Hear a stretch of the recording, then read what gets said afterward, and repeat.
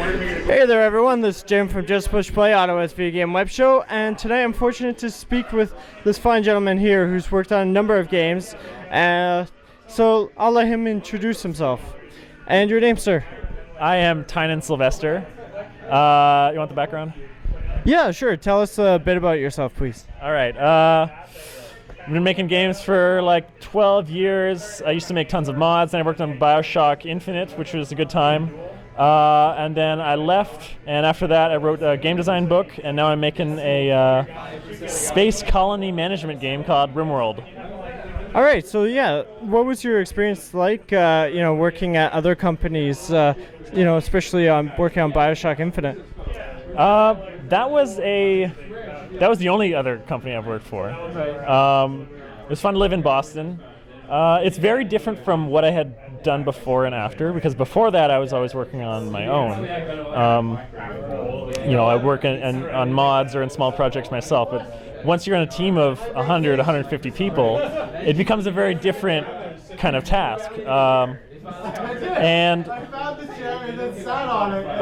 there's stuff that you can do in that situation, and there's unbelievably talented people at Irrational where I worked. And God, I learned a ton from them. But I guess for me, I always wanted to, have the creative authority to do stuff that felt like it was important to me and needed to get done. Because it's just like statistical fact that if there's 150 people on the team, there's going to be a limit to how much you're really going to be able to author into a product like that. I got the experience there, and that was invaluable. And now I'm happy to be working on my own and basically dealing with everything right now, which is pretty much crunch all the time since I'm doing all the publicity and all the programming, and hoping to get some help soon. But it's a different life, but it's one that I enjoy. Yeah, and it sounds like it. You showed me the video of Rimworld, and could you explain the premise for someone that hasn't watched the videos, and what the goal of the game is? Sure. So Rimworld is a science fiction colony management game, and it's driven by an intelligent AI storyteller who creates events to try to make the story of your colony interesting. It's modeled on classic games. I mean, there's like Dwarf Fortress, which is very well known in the genre. Then there's older games like Theme Hospital, Dungeon Keeper, even SimCity and The Sims a little bit. It's the kind of game where you're managing a community of people. So you start out and you have 3 survivors of a spaceship crash, mismatched people because it's like a passenger ship, so you could end up with like a housewife and an accountant and like some super soldier dude or something, right? And you get these 3 people and you try to manage a colony. And so you direct where they're going to build what and how they're going to manage resources, and over time, the AI storyteller starts putting events in the game. Right. These will be things like at the start it might be like, a squirrel goes crazy and attacks one of your colonists. And that's like a very minor threat you put in just to keep things interesting. Later on, you've got defenses, you've sort of established yourself. You start seeing pirate raids. Later on, like maybe you're really established. The storyteller wants to make sure that the game doesn't stagnate into a situation that's too stable, that's too easy, where it's like you're so well defended, nothing can touch you. So if that's the case, she's gonna throw in a lightning storm, a solar flare, a plague, and like a huge pirate raid all at the same time, like whatever it takes to make things interesting, right? Things interesting. And yeah, I mean that's the part that excites me about the game. Like at the basic level, it's like science fiction management, but I'm really interested in what you can do with emergent story, because it's not the kind of game where you're fighting to win. It's not about winning and losing. It's about what happens and like creating like a situation that's interesting and like combining these different events together and seeing what happens. Like you have the psychotic squirrel with the pirates, and maybe the squirrel ends up attacking the pirate and saves your colony at the last minute that way, and like that's hilarious. People tell those stories afterwards, and that's really what I'm interested in exploring with Rimworld. Well, that's awesome. What sort of tips do you have for someone that's trying to get into the whole scene, gaming scene or programming scene here in Ottawa, or maybe going elsewhere? Well, I do have to disclaim that I worked on mods for like 7 years before I got a job, so that's like, maybe you don't want to take my advice if you're on a shorter time scale. But I mean, for me, all that ever worked for me was just like make a game. Ultimately, all your power comes from your ability to sit in a room silently and create something that's valuable, that people want to see and they haven't seen before. And everything else, like all the talking to people and going to courses, is, in my experience, pretty much peripheral to that core activity, that really quiet, seemingly boring activity, which should be fascinating to anyone who really wants to do it, of just like sitting down and learning the skills. And as far as I can tell, there's no way to skip any part of it. But you want to choose a goal in terms of something you want to make, because for me that's the only way to get motivated. Usually I can't say learn a new program without an actual goal in it. And then just decide to make that thing and do whatever, learn whatever you have to do to make it. So you have to learn programming, then learn programming, right? If you have to learn art, then learn art. I think it depends on, maybe you want to become an artist, or maybe you're really just interested in programming. So it's hard to find partners to work with who are reliable.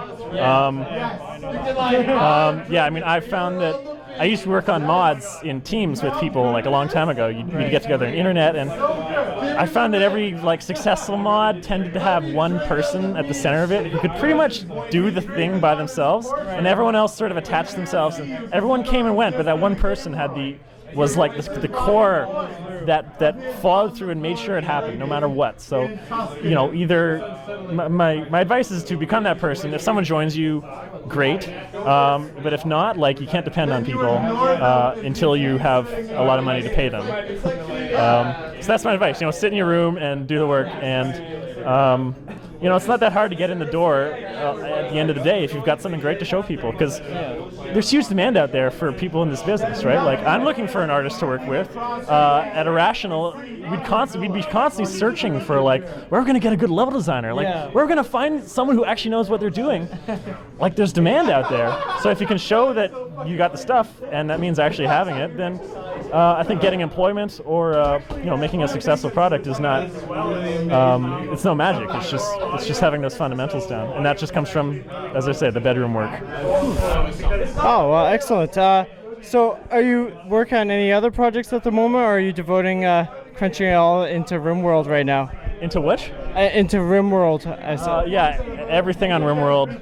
There's Rimworld, and my other project is publicizing Rimworld, and then my side project is managing the Rimworld community, as such as it is, a couple of people on the forums. So I wish I had time for side projects, but I have certainly done so. But at this point, it's really pure focus for me. Okay, well, excellent. Do you have any other topics that you'd like to cover today while we're here? If we're talking about, I wrote a book. You might be interested in that. Yeah. What's the name of your book so people can know? Yeah. So I wrote a game design book helping people understand how game design works. It's called Designing Games, published with O'Reilly Media,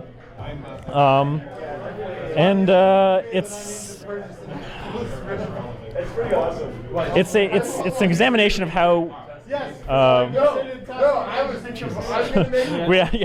we actually go about designing games and what we're trying to do when we design games. I come at it from the point of view of game as something that's designed to create emotions in the player. Right. To me, in my view, that's really the fundamental payload that we're really trying to make you feel something. It's not about fun. Fun is one of those emotions, but there's lots of others that people want. And it's not about graphics or story. All those things are means to the fundamental end.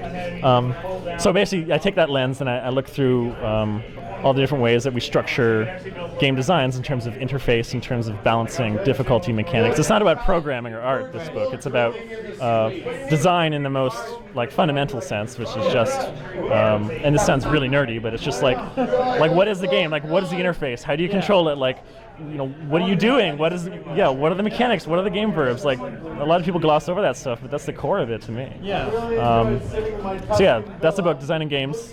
Took 3 years to write it ultimately. Oh, wow. But it was a great time. I learned a lot, so I'm glad I did it, and I hope somebody will check it out at some point. Well, yeah, I definitely want to help promote that for you. Is Rimworld supposed to be PC based, or what's your ultimate goal with Rimworld exactly? The platforms are runs on PC and Mac now. It's in Unity, which is a great system that lets you deploy to lots of different platforms. So I think Linux I could probably get out pretty easy as well. I just never even tried right now. I could probably do a build in like 10 minutes though. And then in the future, perhaps iPad. That will be after the PC release. Yeah, that's the platform story right there. All right, cool. Well, any final thoughts, or anything for the rest of Ottawa that you want to get out there while that we're both here? Yeah, number one, come to Dirty Rectangles, and I'll hopefully be here, and you can say hi to me. I would love to meet you. And number two, go to rimworldgame.com and check out the game, please. Well, thank you so much for your time, and we're always, I'm always here from Just Push Play, and everyone else, we're here to promote stuff in Ottawa. So, really appreciate you taking the time out for us. So, yeah, thanks very much. All right. Well, thank you. Have a great night. Keep on gaming, guys.